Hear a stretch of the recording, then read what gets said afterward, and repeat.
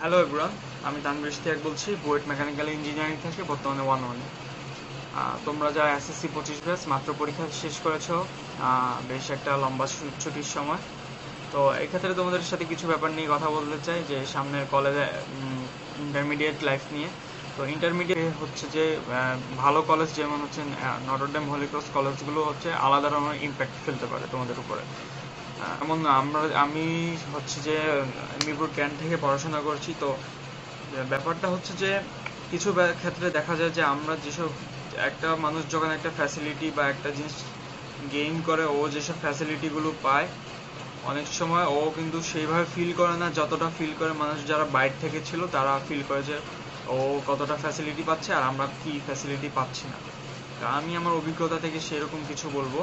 যে মতো কথা হচ্ছে যে নটরডেম হোলি ক্রস কলেজ হচ্ছে তোমাকে একটা প্রপার পড়ার পরিবেশ দেবে। এই ভালো বন্ধু বান্ধব পাবা। ভালো বন্ধু বান্ধব বলতে হচ্ছে যে তারা হচ্ছে যে অনেক মেধাবী বন্ধু বান্ধবদের সাথে চলতে পারবা, তাদের সাথে কিছু শিখতে পারবা। নটরডেমে হচ্ছে পরীক্ষা পদ্ধতি, নটরডেমের যে কুইজ পরীক্ষা পদ্ধতিটা এটা খুবই দরকারি পরীক্ষা পদ্ধতি।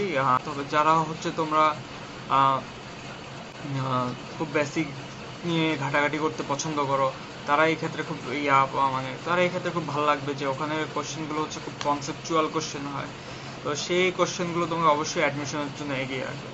তো আরেকটা কথা হচ্ছে ফেস্ট। নটরডেম কলেজ, আমরা যেরকম দেখি যে নটরডেম হোলি ক্রসকে ভাবি যে ওখানে শুধু পড়ালেখাই করে, না, ওখানে প্রচণ্ড ফেস্ট হয়।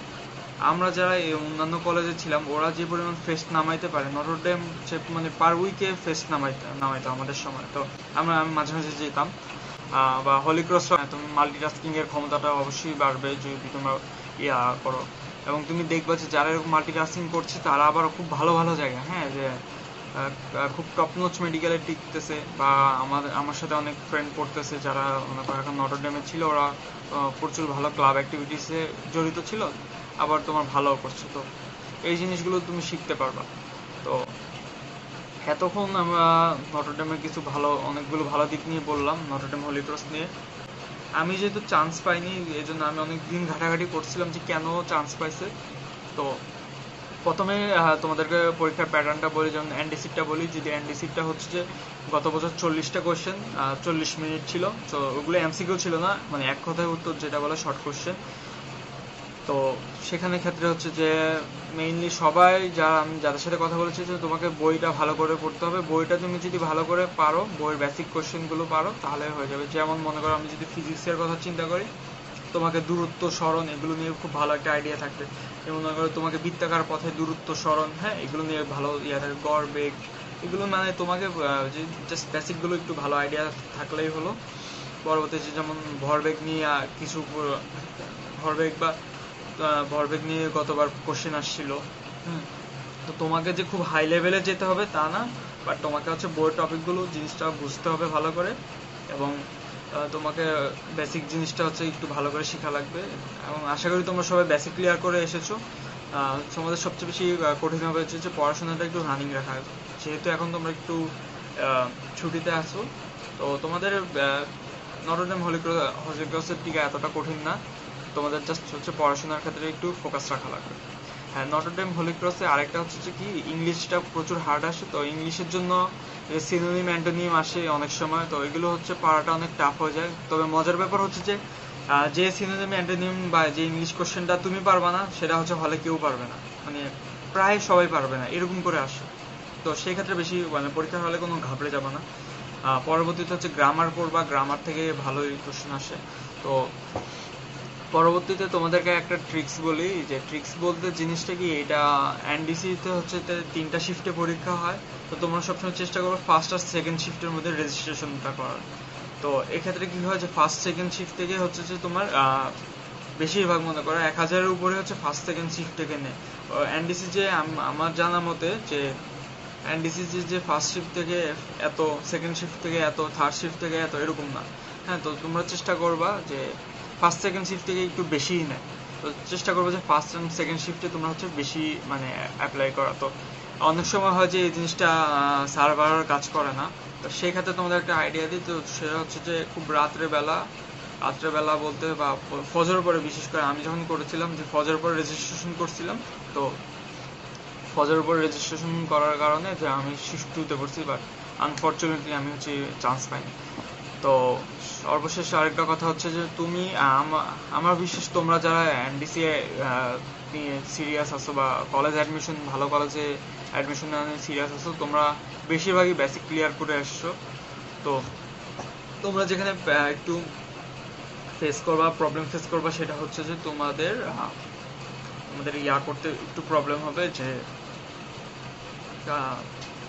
আমাদের হচ্ছে সিলি মিস্টেকটা নিয়ে একটু খেয়াল করতে হবে। পরীক্ষার হলে মাথা ঘাবড়ানো যাবে না মোটেও, আর সিলি মিস্টেক নিয়ে একটু খেয়াল করতে হবে। আর আচ্ছা, একটা কথা হচ্ছে যে আমরা অনেক সময় যদি বেসিক ক্লিয়ার বলি, যে ফিজিক্স কেমিস্ট্রি ম্যাথের বেসিক জিনিস হচ্ছে একটা জিনিস তুমি কখন অ্যাপ্লাই করতে পারবা এবং কখন অ্যাপ্লাই করতে পারবে, মানে শর্তগুলোই মেইনলি বেসিকের আন্ডারে পড়ে। যে মানে তুমি কোন শর্তে এই জিনিসটা, যেমন নিউটনের দ্বিতীয় সূত্র কোন শর্তে অ্যাপ্লাই করা যাবে যাবে না, তৃতীয় সূত্রের ক্ষেত্রে কি কোন শর্তে অ্যাপ্লাই করা যাবে, আবার কোন শর্তে অ্যাপ্লাই করা যাবে না।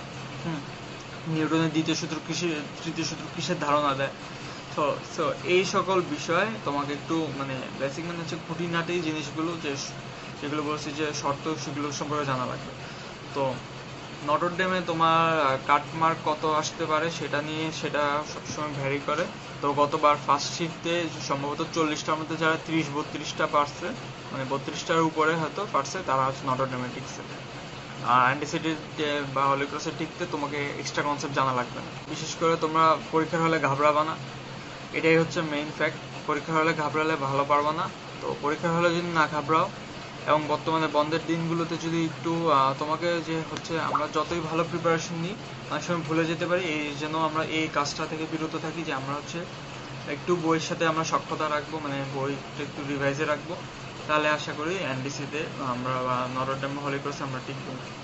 তো তোমরা যারা এসএসসি 25 ব্যাচ, তোমরা এখন একটু আনন্দ করতে পারো, একটু রেস্ট টাইম, একটু ফ্রি টাইমটা কাজে লাগাতে পারো, মানে একটু রেস্ট নিতে পারো, ঠিক আছে। আর এর সাথে হচ্ছে যে এখন চাপ নিবা না, এবং তোমাদের এই সময়টাকে তোমরা ওয়েস্ট করবা না। এমন করবা না যে তুমি তোমার এই সময়টাকে খুব পড়াশোনা করে নষ্ট করবা না, মানে এটা তোমাদের প্রতি একটা রিকোয়েস্ট।